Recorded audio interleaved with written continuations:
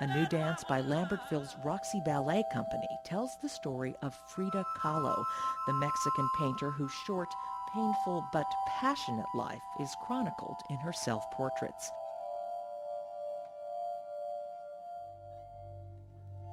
As a teenager, Kahlo was almost killed in a bus accident. Her injuries plagued the rest of her life. Frida Kahlo was injured in 1925. There were not motorized wheelchairs. The fact that she even survived, she is such an inspiration to me because Frida Kahlo never became a victim. She took all of that pain and put it into her work. And I understand that. The star of the show is Kitty Lunn, who is a sit-down dancer and a pioneer in the field of integrated dance. Integrated dance is when dancers with disabilities perform with able-bodied dancers, and it's the theme of Wheels and Bodies in Motion, a concert by the Roxey together with the Infinity Dance Company, led by Kitty Lunn. Previously, I had nothing to do with the lift. They lifted her, and then I just supported her head so she wouldn't cut off her circulation. I know, but because most professional dancers have never had an experience and encounter an opportunity to partner and do this kind of technique. Go, Graham, go to the shoulders. You got to get your hands on those shoulders fast, yeah. Jen still could be further under. Prior to her accident, she was a professional dancer. So she comes to the group with all of the knowledge that a professional dancer would have. Nearly 20 years ago, I fell. I had an accident, and I wound up fracturing my neck. I'm an incomplete, what they call an incomplete spinal cord injury. When I got out of the hospital and started doing my rehab, I tried very, very hard to stop dancing, to not want to dance anymore, to just move on. And I was very unhappy because I've been a dancer since I was 8 years old. My whole identity was involved in that. And I felt like my identity had been stripped away from me. So I didn't really know who I was or what I was. And I remembered something that happened to me when I was a young dancer, when I was 16 years old in Washington, D.C. The great choreographer Agnes DeMille was a guest artist in residence at the Washington Ballet. And after class, we were all on the floor worshiping at her feet. And I was always very short. I was only 5'2" if I stood up really, really tall. And Mr. Balanchine wanted you to be like 6 feet tall when you were on point. What was I going to do? What was I going to do? And I was saying, well, maybe I could get a bone transplant in my leg or something, you know, and then I'll be tall enough to be perfect.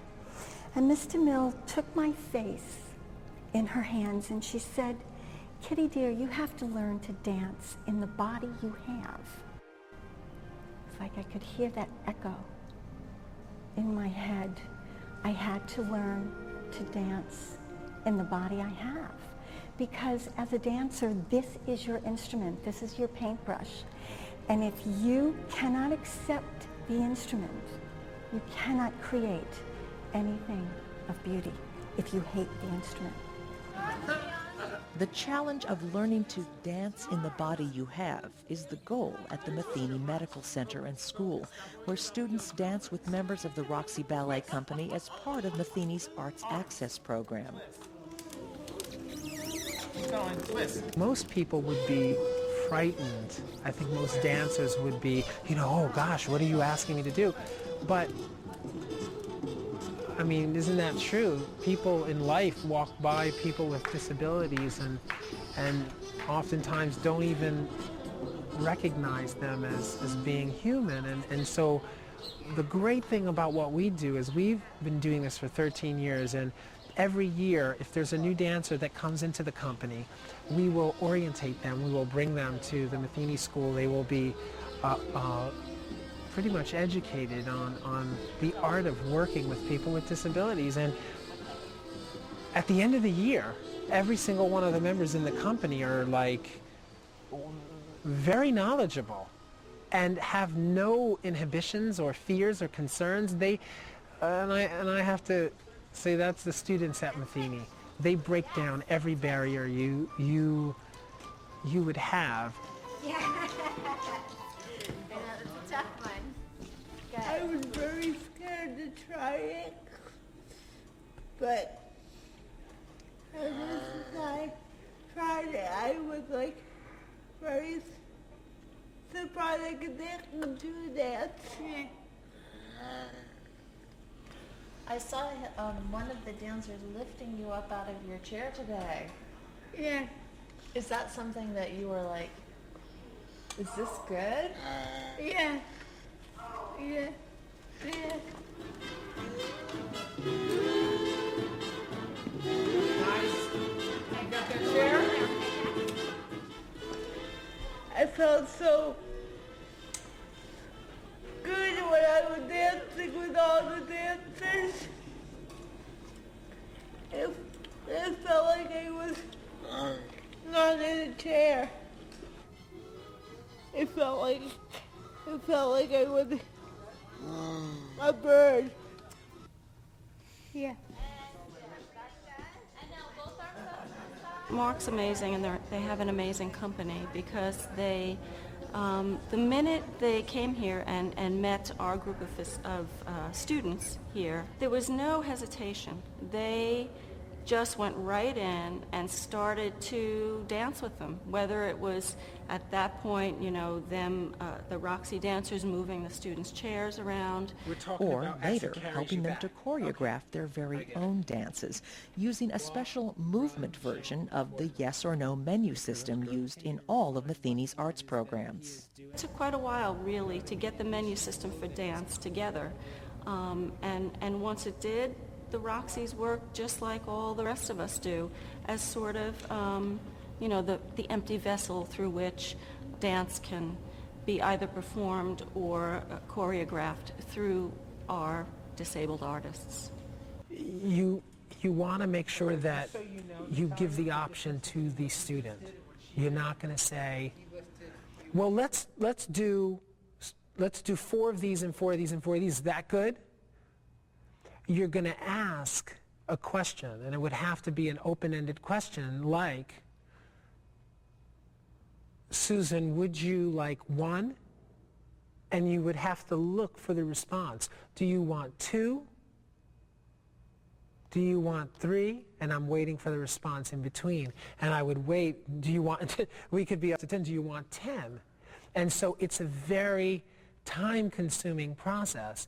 But by making it a binary yes or no, you leave the option to the person who's making the choreography to decide what they want without intervening. Natalia Manning is one of the stars of the Arts Access program, a painter, actress, musician, and choreographer with full-length works to her credit. You know, working with Natalia, she is so great to work with as a choreographer because she comes with her ideas well thought out and music, and it's hard, the communication, obviously, you know, it can be a long process, and it's hard for us because we know that we're not doing it right, you know, but it's so hard to get the right thing to come out, so it can be difficult, but it's so rewarding. I am.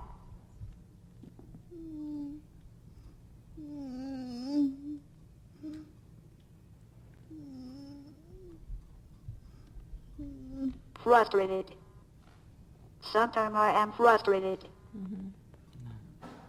Well, in the beginning for me, even when I first met Natalia, I very poorly even speak English in that time. And it was harder twice because Natalia was talking to me sometimes for the just paper, sometimes just sign, sometimes I would have to guess what she was thinking, but we are getting pretty good. together, I think.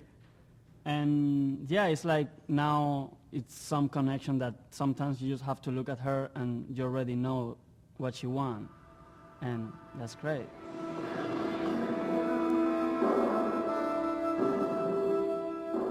In a nutshell, Natalia is an amazing human being. She really is. She's lived, you know, she was born with cerebral palsy. She was sort of a sad woman years ago, and she claims, and I believe her, that art has really changed her life.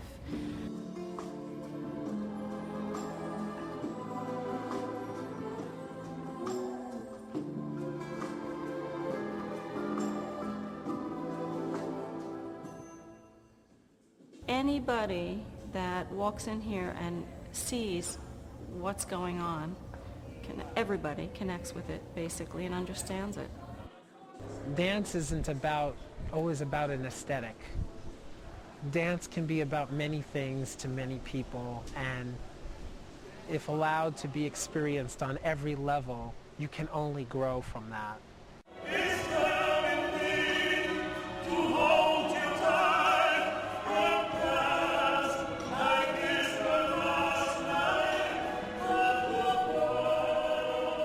You know, all things considered, I wish I had never fallen down those stairs. But that was an accident, and this is a choice.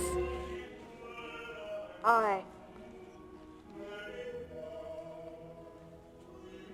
love art. I love art.